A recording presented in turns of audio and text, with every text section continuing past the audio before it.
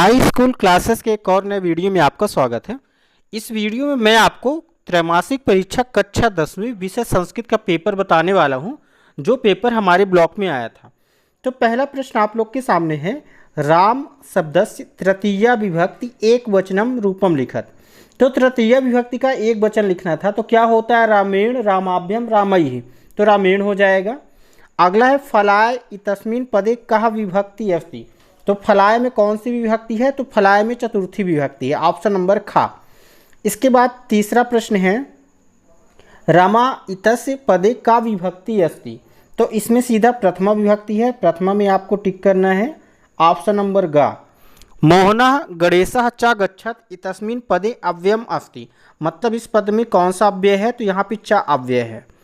अहम अपि गच्छामि इतस्मिन् पदे अव्ययम अस्ति, कौन सा अव्यय है? तो अपि अव्यय है यहाँ पे।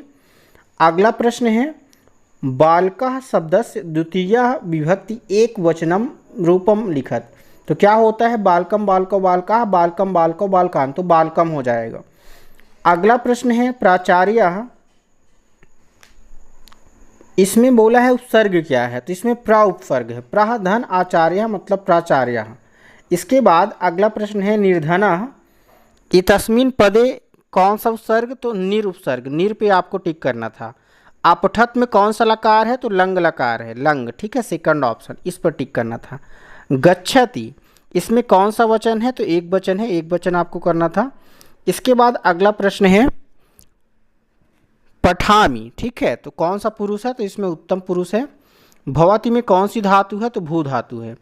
इसके बाद देखिए सही जोड़ी है, तो मनः रथा को आपको मिलाना है, अगले पेज में है, ठीक है।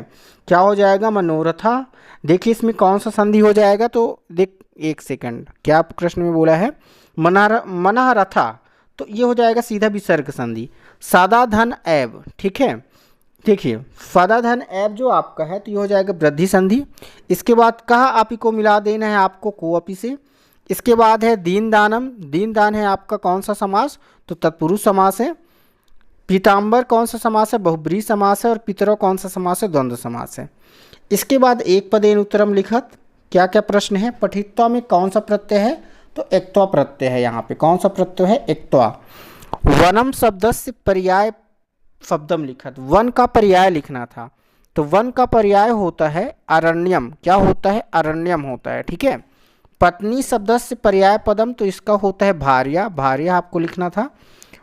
वृषभा कुत्र पपात, ठीक है, तो इसमें वृषभा जो है कुत्र पपात का उत्तर हो जाएगा क्षेत्रे। क्या लिखना था यहाँ पे? क्षेत्रे। अहम कस्मय जीवनम कामये, तो यहाँ पे मानवाय लिखना था। क्या लिखना था? मानवाय जीवनम कामये। इसके बाद अगला प्रश्न है, शुद्ध और अशुद्ध लिखना था। आरिह विलोमम पदम मित्रम अस्ति, गलत हो जाएगा। पुष्पम पदे पर्याय पदम सुमनम नास्ति। देखिए पुत्र का पर्याय, पुष्प का पर्याय पद सुमन नहीं होता है, ठीक है, तो ये सही है। पिबति इतस्मिन् पदे एक वचनम सही है। लभते प्रथम पुरुषः सही है। प्रकृतधनेव, ये भी सही है। इसके बाद कभी सृजिनेव प्रकृते शरणम इच्छति, ये भी क्या है? सत्य है। अब चलते हैं अगले प्रश्नों पे। तो ये आपका है बुद्धिमती, प्रश्न उत्तर है आपके पाठ्य पुस्तक से, इनको देख लीजिएगा। बुद्धिमती केन उपेता पितुः ग्रहम प्रतिवालिता। इसके बाद प्रश्न क्रमांक 7, बाल भावात हिमकरः कुत्र विराजते। कृषकः किम करोति स्म, ठीक है। इसके बाद हम चलिए देख लेते हैं अगला प्रश्न। इसमें आपको प्रश्न निर्माण करना था, ठीक है, इन पदों का आपको प्रश्न निर्माण करना था। इसके बाद प्रश्न क्रमांक 12 में बोला गया है किसने किसने कहा, ठीक है, किसने किससे कहा, ये बताना था आपको। इसमें आपको एक सुभाष तानी का श्लोक लिखना था। इसमें बोला है कि शुद्ध करना था, ठीक है, इन वाक्य को। तो शिवम शिवः नमः शिवाय नमः हो जाता है। वृक्षेण पत्राणि पतन्ति, तो वृक्षात, वृक्षेण के जगह में वृक्षात कर देना था। इसके बाद है आपका रिक्त स्थानों की पूर्ति कीजिए। तो क्या लिखा है? देखिए, इदानीम वायुमंडलम प्रदूषित मास्ति, ठीक है, तो यहाँ पे भ्रसम लिखना था। जीवनम दुर्वहम अस्ति, तो यहाँ पे हो जाएगा देखिए अत्र, ठीक है।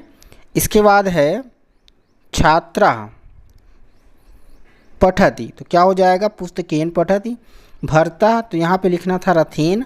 पर्यावरण संरक्षणम, यहाँ पे लिखना था एव, ठीक है। तो ये सारे प्रश्न आपके एग्जाम में आए थे, इन सारे प्रश्नों को देख लीजिए। इसमें आपको कर्तवाच्य से क्रमवाच्य में बनाना था, कर्मवाच्य में, ठीक है। इसके बाद प्रश्न क्रमांक 18 आपका अनसीन पैसेज है। इसके बाद प्रश्न क्रमांक 19 में भी अनसीन पैसेज, ठीक है, देख के आपको लिखना था। इसके बाद जो है प्रश्न क्रमांक 21, ये भी क्या है, अनसीन पैसेज ही है। 22 में आपको क्या लिखना था, एप्लीकेशन लिखना था, और इसमें आपको किसी एक विषय पर निबंध लिखना था। तो इन सारे प्रश्नों को आप अच्छे से प्रिपेयर कर लीजिए। वार्षिक एग्जाम में कई सारे प्रश्न आपको इस पेपर से देखने को मिलेंगे। चैनल पर पहली बार है तो चैनल को सब्सक्राइब करें। इस चैनल पे आपको सभी विषयों का पेपर एनालिसिस कराया जाएगा और साथ ही साथ गणित और अंग्रेजी विषय की संपूर्ण तैयारी कराई जाएगी। मिलते हैं नेक्स्ट वीडियो में, तब तक के लिए जय हिंद, वंदे मातरम।